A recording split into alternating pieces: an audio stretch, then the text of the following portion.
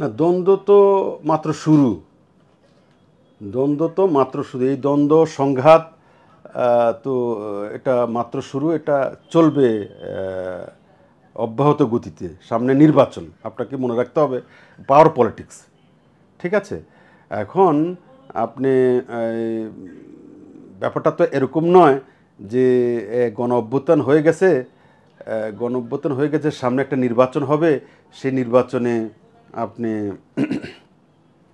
আল্লাহর রাস্তায় যদি ক্ষমতায় আসে তো আসলো, তাইলে আমি ক্ষমতা চালাবো। ব্যাপারটা এরকম নয়, আল্লাহর রাস্তার বিষয় না। বিষয়টা হচ্ছে আমাকে ক্ষমতা যাইতে হবে। এটার জন্য বাংলাদেশে মুখিয়ে আছে 2-3টা রাজনৈতিক দল। আপনাকে এটা বুঝতে হবে। এই জন্য দ্বন্দ্ব, রাজনৈতিক দ্বন্দ্ব অনিবার্য। এখন এটা দেখলে আপনি আটকে যাওয়ার কিছু নেই। আপনি অনেকে বলবেন যে দ্বন্দ্ব, রাজনৈতিক দ্বন্দ্ব এটা একটা অবিসম্ভাবী প্রতিযোগিতা, দ্বন্দ্ব, সংঘাত, এটা অবিসম্ভাবী। সেটা মাত্রাতিরিক্ত হয় কিনা সেটা দেখার বিষয়, এছাড়া আর কিছু না। এখন যে কথাটা আপনি উচ্চারণ করছিলেন যে এখন তো আওয়ামী লীগ নাই, আওয়ামী লীগ তো গন কেস, আপাতত গন কেস, কিন্তু তাদের ভোটাররা তো আছে, তাদের নির্দিষ্ট একটা পার্সেন্টেজ ভোটার আছে না? এরা কোথায়? এদেরকে তো আপনি বঙ্গোপসাগরে ফালাই দেন নাই। এদের নেতারা কি হয়েছে? অন্যায় করছে, নেতারা ঘাপটি মেরে আছে, পলাই গেছে, জনরোষ থেকে এড়ানোর জন্য তারা আপনার গা ঢাকা দিছে, এই তো কথা। কিন্তু এই আওয়ামী লীগের কিছু সাপোর্টার তো আছে, এটা তো অস্বীকার করতে পারবেন না। তো আগামী নির্বাচন পর্যন্ত তারা যারা বাঁচি থাকবে, যাদের হায়াত এই পর্যন্ত থাকবে, তারা তো ভোট দিবে বা দিবে না। ভোট যদি তারা দেয়, তাদের প্রার্থী যদি থাকে, তো তারা দিবে কিনা সেটা জানি না। তবে তাদের তো মানে ব্যাপারটা কীরকম, একটা জাতীয় নির্বাচনে মানুষ, আমাদের দেশের কালচারটা কি, জাতীয় নির্বাচনে মানুষ এই আপনার মার্কাকে ভোট দেয়। এখন যারা দীর্ঘদিন থেকে আওয়ামী লীগকে ভোট দিছে, বিএনপিকে ভোট দিছে, জাতীয় পার্টিকে ভোট দিছে, তারা সাধারণত তাদের প্রার্থী পাইলে অন্য কাউকে ভোট দেয় না। এটাই কালচার আমাদের, আমাদের পলিটিক্যাল কালচার এটাই। কিন্তু সুইং ভোটার যারা যারা মানে মানে সুইং ভোটার্স, যারা মানে অবস্থা বুঝে ভোট দেয়, হাওয়া বুঝে ভোট দেয়, বা প্রার্থী বুঝে ভোট দেয়, দল বুঝে ভোট দেয়, তাদের একটা পার্সেন্টেজ আছে, কিন্তু আপনাদের ভাগ করতে হবে। তো আওয়ামী লীগের একটা পার্সেন্টেজ আছে, বিএনপির একটা পার্সেন্টেজ আছে, জাতীয় পার্টির একটা পার্সেন্টেজ, সেটা ছোট হোক বড় হোক, জামাতের একটা পার্সেন্টেজ আছে, চরমনের একটা পার্সেন্টেজ আছে। এই কয়টা দল তো ক্রিয়াশীল মোটামুটি, বা সিবিবির কিছু আছে, আর দলগুলো সামান্য, এটা খুবই মাইক্রোস্কোপিক। আচ্ছা, এখন এই দলগুলোর ভোটাররা, আপনি যেটা বললেন যে এই যেহেতু এখন এই আওয়ামী লীগ একটা মাইকা চিপার মধ্যে পড়ে গেছে, আওয়ামী লীগের তো এখন তাদের ভোটাররা, তাদের সমর্থকরা একটা বিপদের মধ্যে পড়ছে। তারা দেখবে আগামী দিনে অন্তত 1-2 সেশনে তারা কোমর সোজা করে দাঁড়াতে পারবে না। এটা সবাই বলবে, তার ভোটাররাও বলবে। সুতরাং সেই ক্ষেত্রে তাদের ভোটটা তারা এদিক সেদিক দিতে পারে, বা তারা অ্যাবস্টেনও করতে পারে যে ভোট দিলাম না আমরা, সেটাও হইতে পারে। কি হয় সেটা আমরা জানি না। রাজনৈতিক প্রক্রিয়া যখন শুরু হবে দেশে, তখন বুঝে যাবে। কালকেও আমি পত্রিকা দেখছিলাম, আজকে যে আমাদের উপদেষ্টা পরিষদের একটা সিদ্ধান্ত নিয়েছেন যে আপনার বিচার প্রক্রিয়া শেষ না হওয়া পর্যন্ত আওয়ামী লীগ সরকার যাতে একটু চুপ থাকে, তারা যাতে জনরোষকে, জনগণের এই বিপ্লবকে শ্রদ্ধা করে, তাহলে তাদের জন্য ভালো হবে। কথাটা খুবই গুরুত্বপূর্ণ। তারা এখন লাফালাফি করলে বাকিটা তাদের ক্ষতি হবে। যা একটু ছিল নিবু করছে, ওটারও ধপাস করে নিভে যাবে। তাদের উচিত এখন এই জনরোষকে, মানুষের যে বিপ্লবকে, এটাকে শ্রদ্ধা করলে ভবিষ্যৎ তাদের কিছুটা হইলেও মানুষ হয়তো তাদেরকে একটু মায়া করবে, দয়া করবে, করতে পারে, অসম্ভবের কিছু না। সেটা একটা সময় আসবে, সেটা 5 বছর পর হবে, 10 বছর পর হবে। কিন্তু তারা যদি ইমিডিয়েট কিছু চায়, তাহলে তারা আত্মঘাতী হবে। যে কতটুকু অস্তিত্ব আছে, বাকিটাও শেষ হওয়ার মানে বিলুপ্ত হয়ে যাবে। তারা বিলুপ্ত হওয়ার সব কাজই করছে। দল হিসাবে বিলুপ্ত হওয়ার যত ধরনের কাজ, যত ধরনের গুনাহ করার, সব গুনাহ তারা করছে, গর্হিত কাজ করছে জনগণ। কিন্তু তারপরও বিলুপ্ত তারা হয়তো হচ্ছে না। কিন্তু তারা যদি মনে করে যে আমরা একটা অশান্তি তৈরি করব, আমরা এই আগামী নির্বাচনে আমরা একদম ক্ষমতা যাওয়ার জন্য উঠে পড়ে লাগবো, আমরা তো এই ছিলাম, হ্যান করেঙ্গা ত্যান করেঙ্গা, আমরা তো কম নিকি, তাহলে তারা ভুল করবে না, শুধু তারা আত্মঘাতী হবে। তারা যাও একটু সামান্য মানুষের পাইতো সময়ের পরিক্রমায়, সেটাও বাদ হয়ে যাবে এবং ইতিহাস থেকে মুছে যাবে। সুতরাং তাদের উচিত হবে ধীরে সুস্থে এই শ্রদ্ধা করা, সম্মান করা এবং চুপচাপ থাকা। চুপচাপ থাকলে একদিন মানুষ কিছু হইলেও হয়তো ভুলে যেতে পারে তাদেরকে।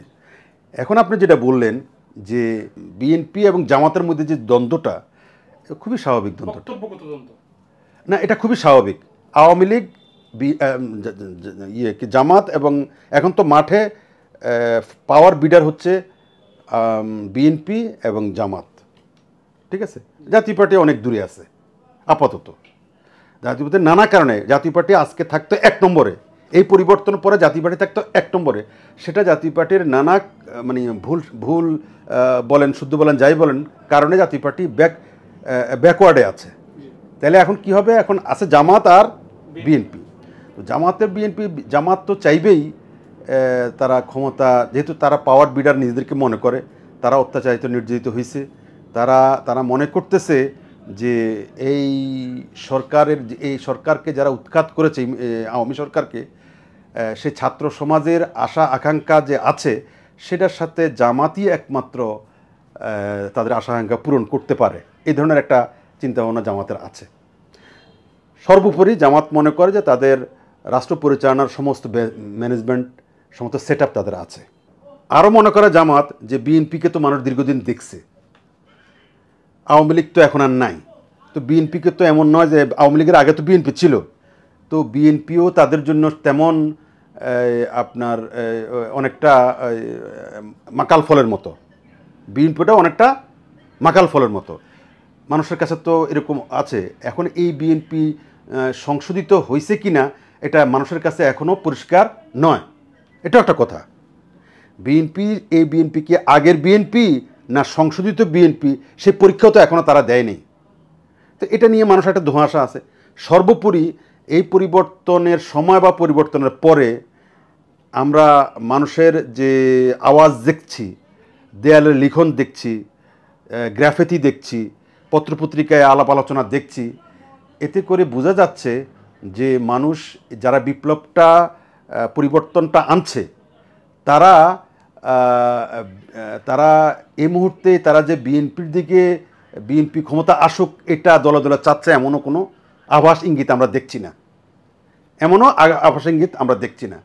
নাইলে এই বিপ্লবের পরে তারাই তো বলতো যে আসো তোমরা ক্ষমতা নাও, তা তো তা কারণ করে নাই। তারা ডক্টর ইউনূসের জন্য 4 দিন বসেছিল। তারা এই বিপ্লবের নায়করা, এই ক্যাটালিস্টরা কি করছে? ডক্টর ইউনূসের জন্য বসেছিল। ডক্টর ইউনূস বাইরে ছিল, উনি এইদিকে দেশে কোনো সরকার নাই, আইন শৃঙ্খলা অবনতি হচ্ছে, সময় অনেক কিছু হচ্ছে, কিন্তু দেশে মানুষের রাজনৈতিক দল, সুশীল সমাজের অভাব নাই। তা সত্ত্বেও এই বিপ্লবের নায়করা ডক্টর ইউনূসের জন্য বসেছিল না, উনি আসার জন্য ওনার মতামত নেওয়া ছাড়া আমরা কিছু করব না। এটাতে কি বোঝা যাচ্ছে? এটাই যাচ্ছে যে এই বিপ্লবের নায়করা বিএনপির প্রতিও সন্তুষ্ট ছিল না।